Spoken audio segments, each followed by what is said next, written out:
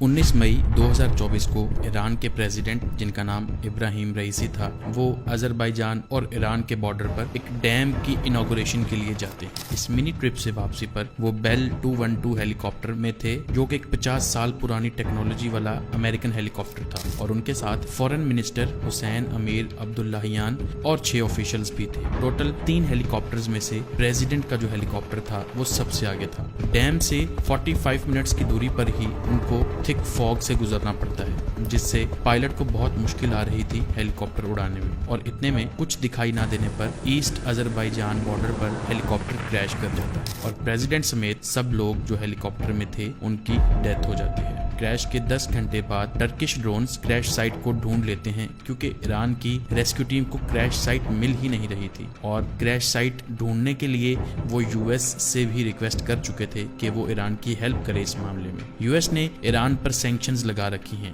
But फिर भी Iran ने यूएस से हेल्प मांगी कि वो उनको रेस्क्यू ऑपरेशन के लिए मदद करें, लेकिन यूनाइटेड स्टेट्स की तरफ से ये जवाब मिला कि लॉजिस्टिकल रीजंस की वजह से वो ईरान की हेल्प नहीं कर सकेंगे इस मामले में। और साथ में उन्होंने ये भी कहा कि हमारा इस क्रैश में कोई भी किसी किस्म का हाथ नहीं है, और ये भी कहा कि हम कुछ भी अंदाजा नहीं लगाना चाहते कि असल में ये क्यों हुआ और कैसे हुआ। दोस्तों, जब किसी मुल्क का प्रेसिडेंट मरता है तो क्या होता है? ईरान में नए प्रेसिडेंट की सिलेक्शन के लिए एक काउंसिल बिठाई जाएगी, जिसमें vice president, speaker of parliament और हेड ऑफ जुडिशरी मिलकर एक इलेक्शन करवाएंगे, जिसमें मैक्सिमम 50 दिन के टाइम पीरियड के अंदर उनको एक नए प्रेसिडेंट को सिलेक्ट करना होगा। अभी के लिए इब्राहिम रईसी के वाइस प्रेसिडेंट मुखबर, जो कि 63 इयर्स ओल्ड हैं, उनको फिलहाल एक एक्टिंग प्रेसिडेंट बना दिया गया है, लेकिन हो सकता है ईरान के सुप्रीम लीडर आयतुल्ला खमीनी के बेटे मुज्तबा खमीनी प्रेसिडेंट बन जाएं। 2021 के इलेक्शंस में रईसी प्रेसिडेंट बने थे। अब 2025 में दोबारा इलेक्शंस थे, लेकिन अब यही इलेक्शंस अर्ली जुलाई में होंगे। ईरान के शहर तेहरान में प्रेसिडेंट समेत जो लोग इस हादसे का शिकार हुए, उनके फ्यूनरल के लिए हजारों लोग गलियों में जमा हो गए।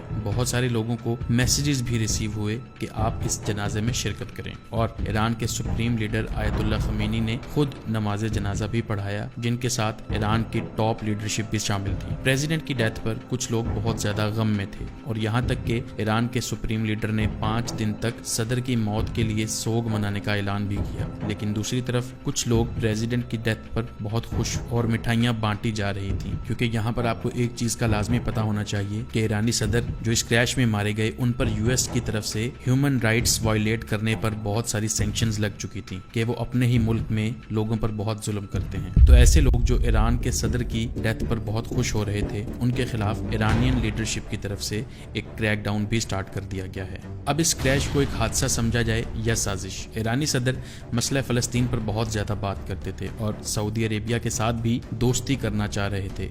मसला कश्मीर पर भी वो अच्छी बात करते थे, लेकिन ये चीज बैरूनी ताकतों को बिल्कुल भी पसंद नहीं थी। यूक्रेन को भी जंग में बहुत ज्यादा हेल्प की ईरान ने, जिसमें उन्होंने ड्रोन्स और मिसाइल्स भी प्रोवाइड किए यूक्रेन को, ताकि वो रूस के साथ अपनी इस जंग को जारी रख सकें। इन बातों की वजह से उनकी सिक्योरिटी को टाइट कर दिया गया था। फिर भी ईरानी सदर ने अपने दौरे जारी रखे। अब ईरानी सदर के ना होने से मसला फलस्तीन और दूसरे मामलात में क्या नतीजा निकलेगा, ये तो वक्त ही बताएगा। कुछ लोगों का कहना ये है कि ये क्रैश नहीं बल्कि एक साजिश थी ईरानी प्रेसिडेंट को मारने, जिसमें कुछ लोग अमेरिका पर और कुछ लोग इसराइल पर इल्जामात लगा रहे हैं, लेकिन हकीकत कुछ और है। असल में इस ट्रिप में टोटल 3 हेलीकॉप्टर्स थे, जिसमें से एक में presidential chief of staff Ghulam Hussain Ismaili भी थे। उन्होंने प्रेसिडेंट के लास्ट वर्ड्स के बारे में बताया और कहा कि क्रैश के बाद प्रेसिडेंट जिंदा थे। उन्होंने कहा कि वापसी पर 45 मिनट्स की दूरी तक सफर के दौरान प्रेसिडेंट का हेलीकॉप्टर जो लीड कर रहा था, जिसमें प्रेसिडेंट थे, उसके पायलट ने बाकी हेलीकॉप्टर्स को एल्टीट्यूड बढ़ाने का बोला ताकि वो बादलों से बच जाए, लेकिन प्रेसिडेंट का हेलीकॉप्टर अगले 30 सेकंड्स में ही क्रैश कर चुका था। गुलाम हुसैन के पायलट ने बहुत कोशिश की, लेकिन वो प्रेसिडेंट के हेलीकॉप्टर से किसी भी तरह से कांटेक्ट ना कर सके और अपना सफर जारी रखा, और पास में ही